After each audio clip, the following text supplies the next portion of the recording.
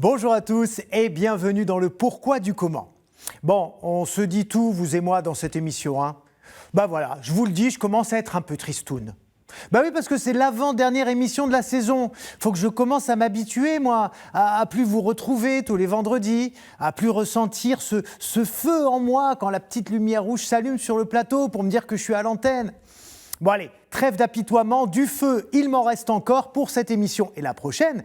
Et puis en ce moment, il y en a aussi partout en France, du feu, de l'énergie, de la ferveur.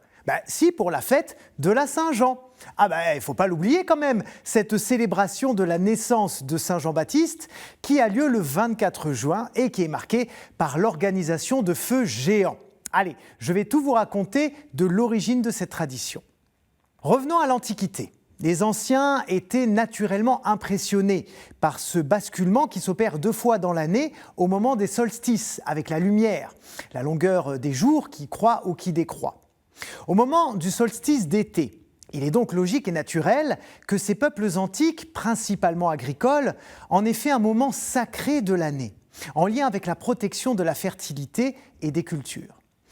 Et siècle après siècle, que ce soit chez les Phéniciens, les Assyriens, les Perses, les Égyptiens ou les Celtes même, des rites spirituels païens sont apparus pour se concilier les bonnes grâces des dieux. Il était de coutume d'allumer de grands feux qui symbolisaient la lumière du soleil pour invoquer la bienveillance de leur divinité, de qui dépendent la chaleur et la vie. En France, surtout dans nos campagnes d'ailleurs, le jour de la Saint-Jean a été longtemps et reste encore parfois le théâtre de coutumes hérité de ces traditions antiques, en lien avec l'énergie, la fertilité et ces feux qu'on allumait. Par exemple, dans certaines régions, on faisait plusieurs fois le tour du brasier pour être marié dans l'année. Dans d'autres, on sautait par-dessus les flammes, une façon de provoquer la chance et d'attirer sur soi la protection des dieux. Mais ces rituels ne sont pas vus d'un très bon œil par l'Église, parce qu'ils font principalement appel à de la superstition. Donc à la fin du 5e siècle après Jésus-Christ, cette fête du solstice d'été est reprise et adaptée par l'Église. Le 24 juin, au lieu des anciens dieux, on fête donc la naissance de Saint Jean. Alors attention, c'est la naissance de Saint Jean-Baptiste, le cousin de Jésus, et pas de l'apôtre Jean, comme beaucoup le croient parfois.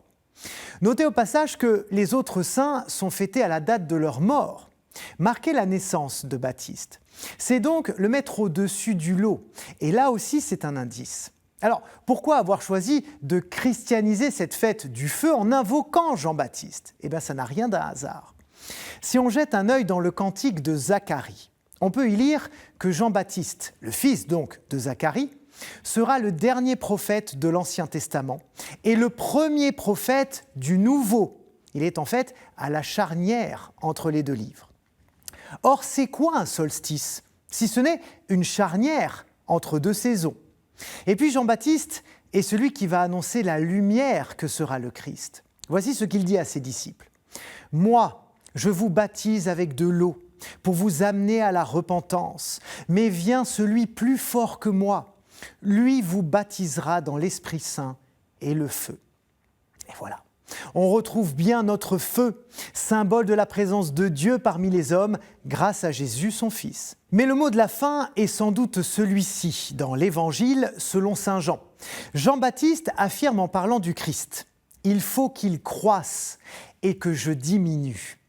Et est-ce que ce n'est pas justement ce que fait le soleil au solstice d'été ? La lumière diminue, et elle diminue jusqu'où ? Jusqu'au solstice d'hiver et la naissance de Jésus qui amènera de nouveau la lumière sur le monde. Vous voyez donc bien la façon dont la naissance de l'un répond à la naissance de l'autre, à l'autre bout du calendrier. Et c'est une célébration tellement ancrée dans la culture de l'époque que les explorateurs français l'ont importée au moment de la conquête de la Nouvelle-France au XVIIe siècle. Nouvelle-France qui deviendra le Québec et qui fera de la Saint-Jean un véritable symbole de l'identité québécoise à partir de la fin du XVIIIe siècle. Et aujourd'hui encore, la Saint-Jean est chez nos cousins la fête nationale. Ça y est, maintenant vous savez tout, chers amis. Merci de nous avoir suivis et à la semaine prochaine. Merci encore pour votre fidélité. Bye bye.